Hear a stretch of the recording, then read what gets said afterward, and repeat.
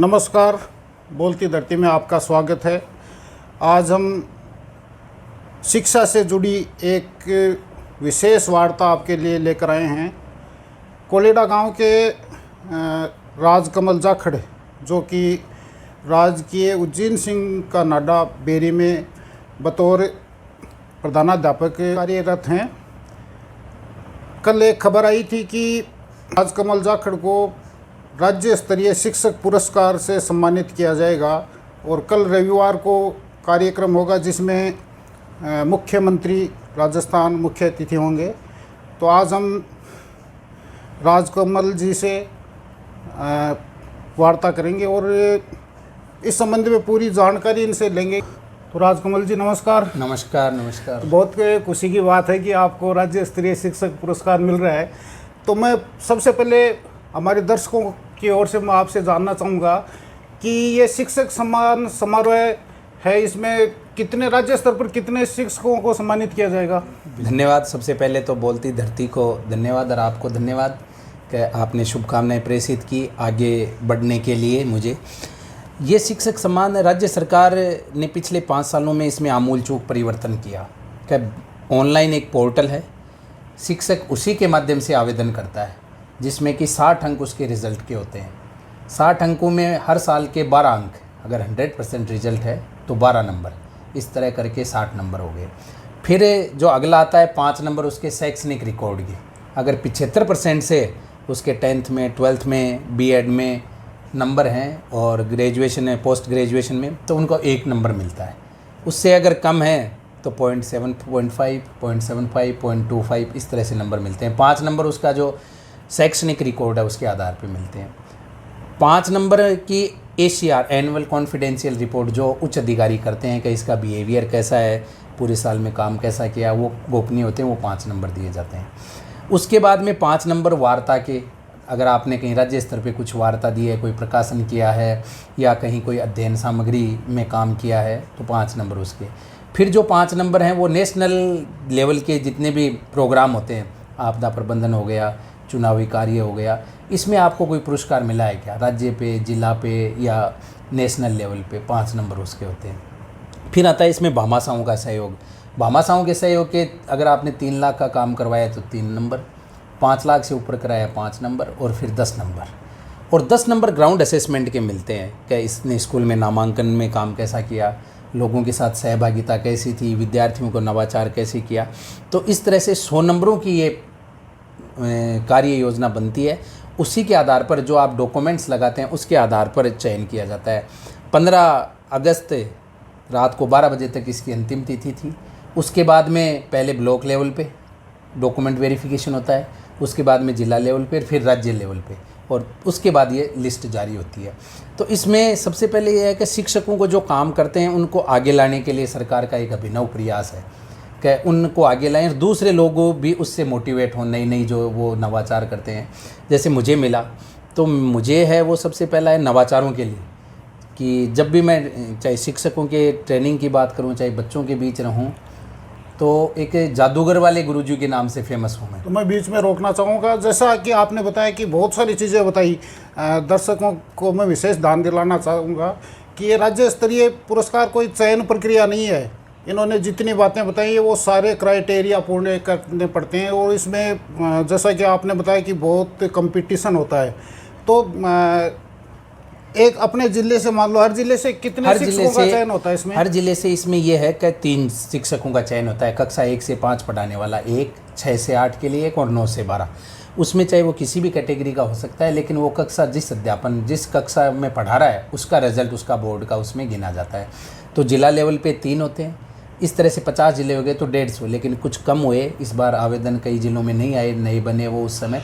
तो 141 ज़िलों के जो 141 शिक्षक हैं उनको कल बिड़ला ऑडिटोरियम में 11 बजे से राज्य स्तरीय प्रोग्राम है उसमें सम्मानित किया जाएगा।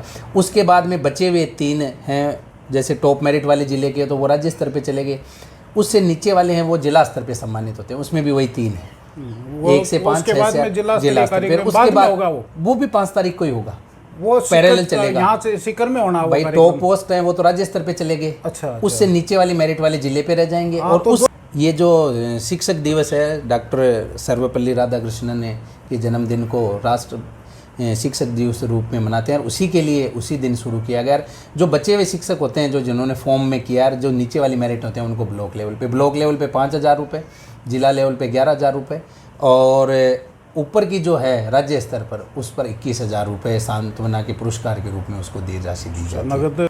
तो जैसा कि आपने बताया कि विद्यालय में कई तरह के नवाचार करने होते हैं, नामांकन भी इसमें एक विशेष भूमिका मायने रखता है। तो आप जो आपका विद्यालय है उसके बारे में कुछ बताइए पहले। बिल्कुल, देखो सर, शिक्षा के क्षेत्र में जो काम हम कर सकते हैं ना, शायद अन्य फील्ड में नहीं। इससे पहले मैं असिस्टेंट कमांडेंट में चयन हुआ, लेकिन चूंकि मेरी जो पूरी फैमिली है वो एजुकेशन से जुड़ी हुई है, दादाजी भी शिक्षक थे, पिताजी हम प्रिंसिपल से रिटायर्ड हुए हैं, तो मैंने एजुकेशन को चुना।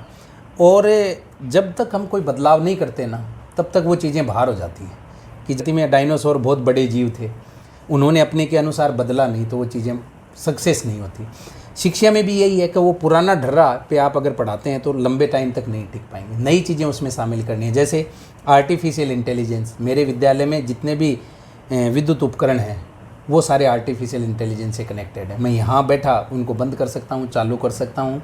दूसरा है कि मूवमेंट सेंसर लगे हुए हैं। बच्चा सामान्यतः ये होता है कि शनिवार को लाइट गई हुई है, बच्चे बाहर निकल गए, अब वो मंडे तक या 2 छुट्टियाँ आ गई, वो पूरी रात भर और पूरे दिन वो पंखे चलेंगे।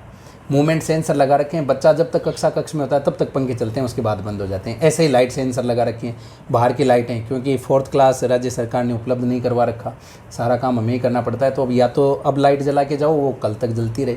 इसके लिए मूवमेंट सेंसर के साथ साथ लाइट सेंसर भी लगा दिया कि जैसे ही अंधेरा होता है वो लाइट जल जाती है। दूसरा, मेरे विद्यालय में सभी बच्चे, जैसे लाइट का कलर है red, change the colour of light to white, intensity 10%, हर बच्चे, तो उनकी क्यूरियोसिटी रहती है छोटे छोटे बच्चों की। आज की जो नवीन शिक्षा नीति है, न्यू एजुकेशन पॉलिसी 2020 है, उसमें यही कहा गया है कि बच्चे को खुल के काम करने दो।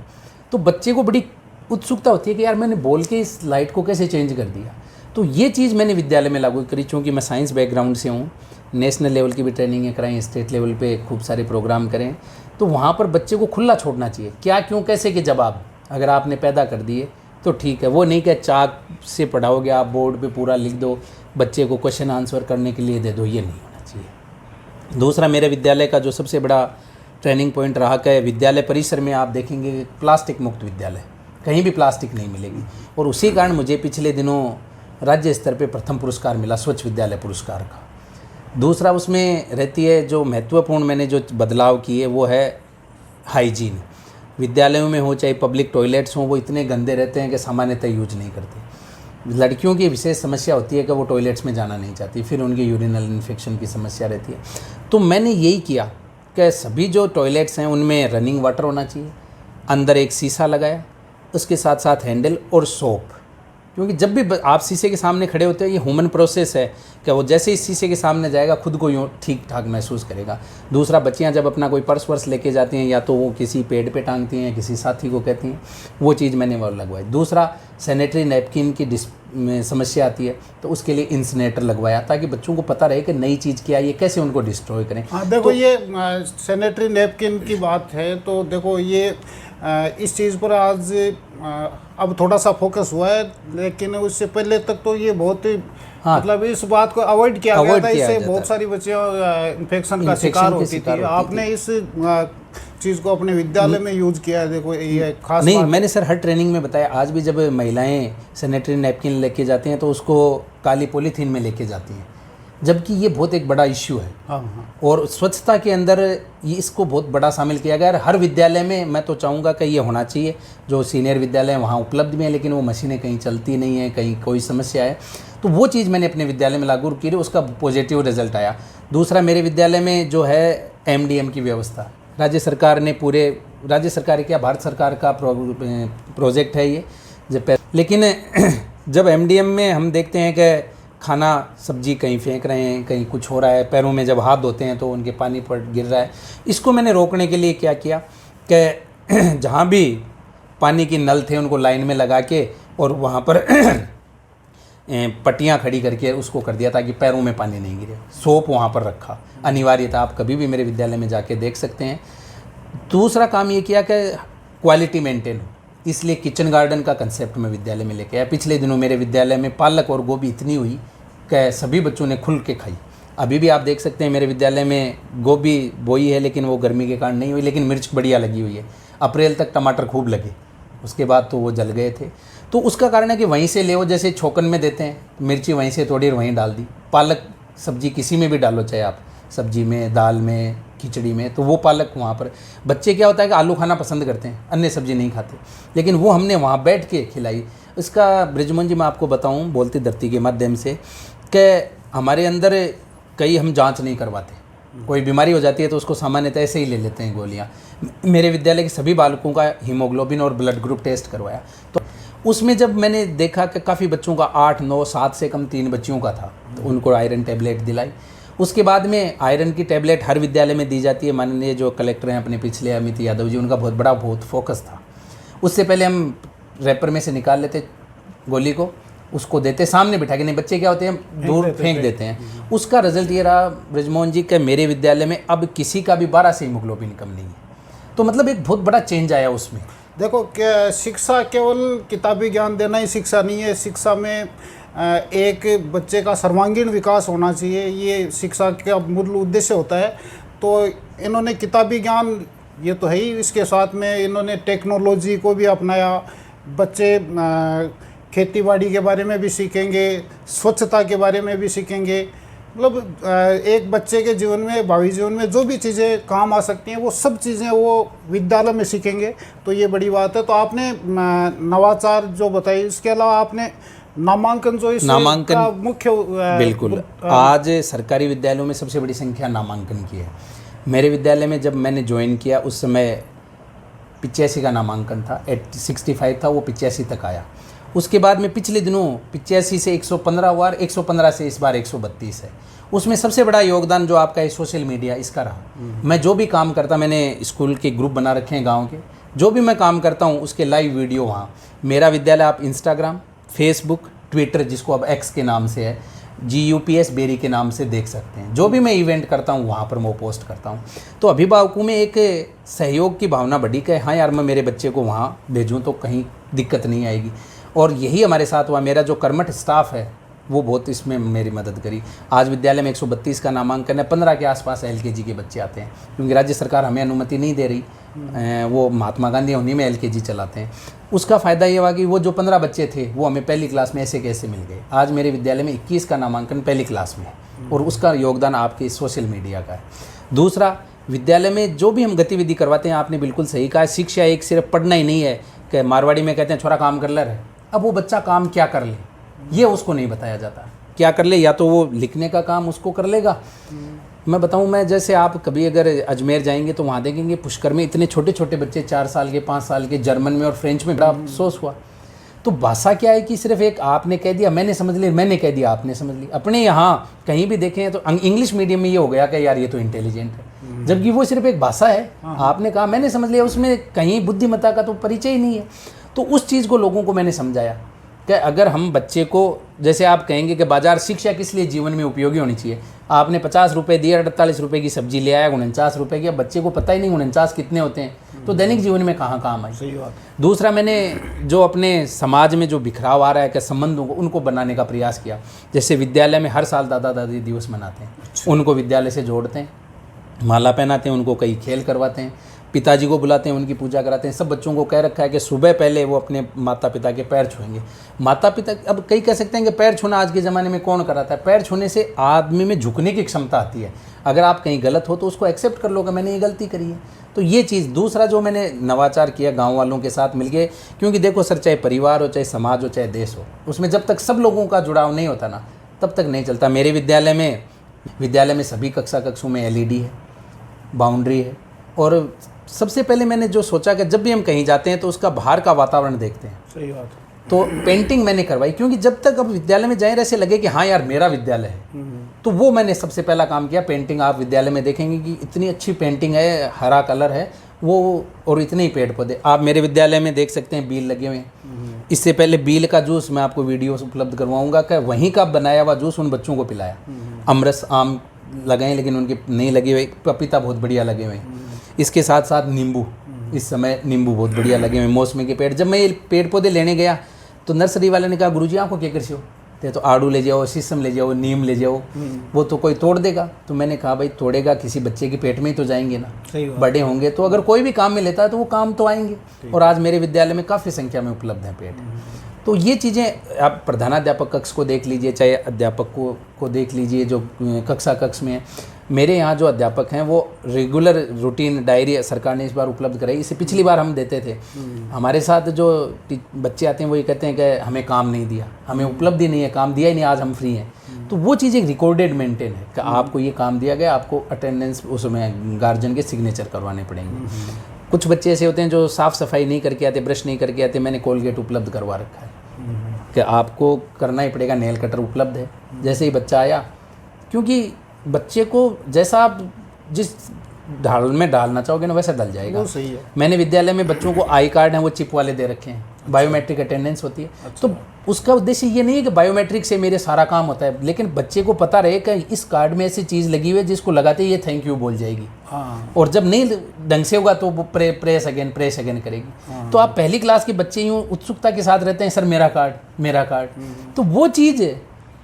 दूसरा, जब भी मैं कोई प्रयोग दिखाता हूँ जादू के रूप में दिखाता हूँ। मेरे बच्चे, आज साइंस कॉर्नर बना हुआ है तो बच्चे बड़े जादूगर हैं, 15 अगस्त 26 जनवरी पे गांव वालों को दिखाते हैं। दूसरा नवाचार मैंने किया विद्यालय में पुस्तकालय का। आप भी पढ़े, हम भी पढ़े थे। तब तक ऐसा होता था शनिवार को एक पीरियड आता, उस दिन वो सर छुट्टी पे हो जाते तो कहानियों की किताबें उन अलमारियों में बंद रहती थी। मैंने राज्य स्तर पे ये प्रयास किया हमारे साथियों ने मिलकर कि उस लाइब्रेरी को बाहर खुले में लाए। इसके लिए एक के लिए इस दीवार में लगा दी, एक के लिए इस दीवार में लगा दी, सारी किताबें वहाँ टांग दी। कि ये भी समस्या आई कि ये किताबें बच्चे ले जाएंगे, देगा कौन? तो मैंने कहा मैं जिम्मेदार हूँ, मैं साइन करूँगा। ब्रजमोहन जी आपको बताऊँ कि एक भी बच्चा वो किताब लेके नहीं गया, क्योंकि सीसीटीवी लगा रखी है। हाँ, ये जरूर है कुछ किताबें फट गई। उनको हम हर साल जो हमारा नीलामी का प्रोसेस है उसके माध्यम से नष्ट करवा सकते हैं। तो क्योंकि किताबें अगर बच्चे को, सरकार भी कैंपेन चलाती है रीडिंग कैंपेन के नाम से, बच्चे को एक बार आपने पढ़ने के लिए प्रेरित कर दिया ना, फिर जरूरत ही नहीं है उसको। सही बात। तो ये जो छोटे छोटे नवाचार थे ये विद्यालय में मुझे लगा के करने चाहिए। और मैंने हर विद्यालय से कुछ न कुछ चुराया। मैं राज्य स्तर की ट्रेनिंग करवाता हूँ तो मैं जहाँ भी गया वहाँ मैंने कोई न कोई चीज़ निकाली। जैसे खाना खाने के बाद सामान्यतः क्या होते हैं कि बच्चे अपने हाथ यहाँ पहुँच लेते हैं, तो वो दाल या जो सब्जी होती है वो यहाँ लग जाती है। तो उसके लिए एक लाइन पे 3-4 टॉवल लगा दी, खाना खाने के बाद इससे पहुँचोगे। उसमें समस्या आई कोरोना काल में कि वो अलग नहीं रहे सब बच्चे, तो उसको कोरोना काल में बंद करना पड़ा। अब वापस उसको शुरू हो गया। अब विद्यालय में जब, हालांकि वहाँ इतने कोई बड़े भामाशाह नहीं है, लेकिन छोटे छोटे करके हमने सारे आज संसाधन उपलब्ध करवा दिए। मेरे विद्यालय में आप पेंटिंग देख सकते हैं। इसके अलावा किचन गार्डन 40x60 का लॉन लगा हुआ है। खेलने के सारे उपकरण उपलब्ध हैं। इसके अलावा हर कक्षा कक्ष में LED, क्योंकि आज का ज़माना वो नहीं है कि आप वो चौक से पढ़ाओगे, टेक्नोलॉजी के साथ चलना पड़ेगा। खेल में हर साल 10,000 रुपये का बजट देती है, सीनियर स्कूलों में 25,000 का देती है। तो वो चीज़ आप बच्चों को दें। शनिवार को नो बैग डे का बहुत बढ़िया कंसेप्ट है, कभी आप मेरे विद्यालय में आना। हर बच्चे को हर सामान उपलब्ध रहता है, जिसकी भी रुचि रहती है, चाहे वो रिंग फेंक के करे, चाहे साइकिलिंग करे। कुछ सामान जब हम लेके आए मुझे ही पता नहीं था कि ये क्या करने का। अब वो जैसे कूदने का जंपिंग वाला है, बीच बीच में लगा देते हैं, फिर बच्चा जंप करता है। फिर मैंने वीडियो देखी एक वो रिंग वाला घूमने का, तो बच्चे बड़ी उत्सुकता के साथ रस्सी वाली हैं। तो वो चीज़ें उन बच्चों को उपलब्ध होनी चाहिए। मैं तो ये कहता हूँ जितना काम अपन अकादमिक में करते हैं उतना उसके साथ होना चाहिए। जैसे छुट्टियों से पहले हमने एक नवाचार किया कि जितने भी गांव वाले बूढ़े बुजुर्ग थे उनको बुलाया और चरबर और चगा खेलना सिखाया। क्योंकि सामान्यतः आज जब बच्चे ननियाल जाते हैं तो फ़ोन में लगे रहते हैं। सही बात। उसको दूर करने के लिए, और जब वो बड़े बुजुर्ग आए तो उनको भी लगा कि यार कोई ज़माने में 35 साल पहले खेला, आज ये दोबारा खेल रहे हैं। तो वो चीज़ जैसे आपने फ़ोन के बारे में, ये एक बहुत बड़ी समस्या फिलहाल अब बनती जा रही है, बन भी गई है कि छोटे छोटे बच्चे फ़ोन बहुत यूज़ लेते आदी हो रहे हैं। तो इसके संबंध में भी आपने उनके परिवार वालों से कुछ चर्चा की या बच्चों को कोई ऐसे टिप्स दिए जिससे वो फ़ोन? बिल्कुल, मैंने सर साफ कह रखा है घर वालों को कि जो बड़े बड़े साइंटिस्ट हुए हैं वो अपने बच्चों को फ़ोन नहीं देते। फ़ोन में क्या होता है कि सर जब आप फ़ोन देखते हो तो उसमें कलर्ड पिक्चर आती है और उसके साथ आवाज़ आती है, तो दिमाग फिक्स हो जाता है कि जब भी सुनेंगे उसके बाद कलर्ड पिक्चर आएगी। जब आप किताब पढ़ोगे वहाँ अक्सर ब्लैक एंड वाइट है, न कोई आवाज़ आती, तो बच्चे का क्या होता है, ध्यान डाइवर्ट हो जाता है कि यार इन तो मज़ो को नहीं आवे, छोड़ दे। तो कम से कम यूज़ करें। दूसरा, मैंने घर वालों को सबको कह रखा है कि कोई भी बच्चे को फ़ोन नहीं देगा। और जो बच्चे को फ़ोन लेता हुआ देख लिया उसको हम थोड़ा सा डरा के रखते हैं कि आपको ये खेल नहीं खिलाएंगे। शनिवार को हम खेल खिलाते हैं और ये पता लग गया कि इस बच्चे ने फ़ोन से खेल रहा है तो उसको वहाँ पर कुछ देर के लिए बिठा देते हैं, तो वो सोचता है कि यार इस बार फ़ोन नहीं लूँगा। घर वालों को भी कह रखा है। इसकी सर सबसे बड़ी समस्या है, आज जैसे कल के अखबार में भी था कि सर्वाइकल प्रॉब्लम होने के लिए बच्चे को आप फ़ोन दो ऐसे लगातार रहेगा वो, कितना ही आप चाहे कितना ही खाना खिला दो उसको कोई काम नहीं है, दूध कितना ही पिला दो।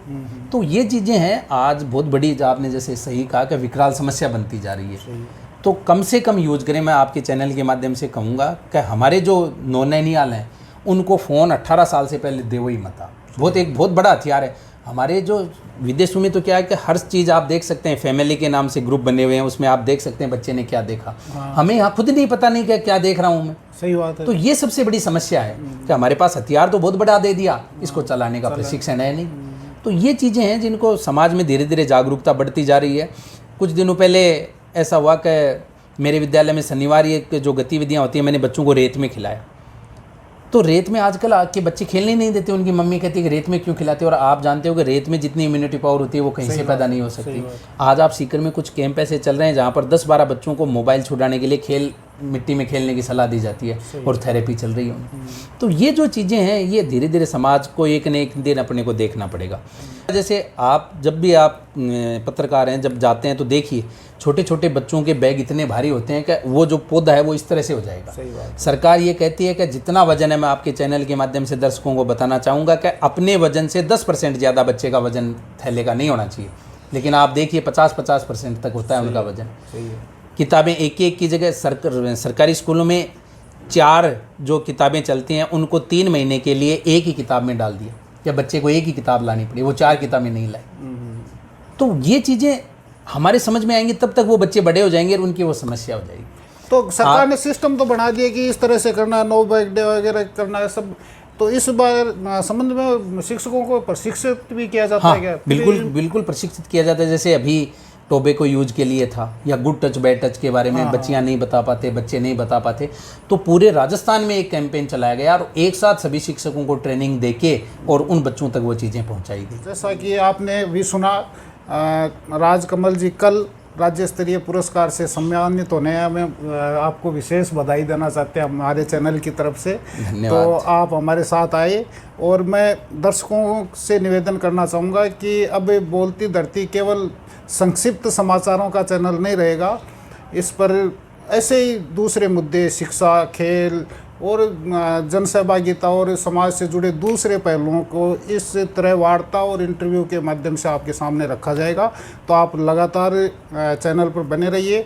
मैं आपसे ये भी गुजारिश करता हूँ कि आप हमारे चैनल को लाइक और सब्सक्राइब ज़रूर करें। धन्यवाद। जय हिंद, जय भारत। धन्यवाद।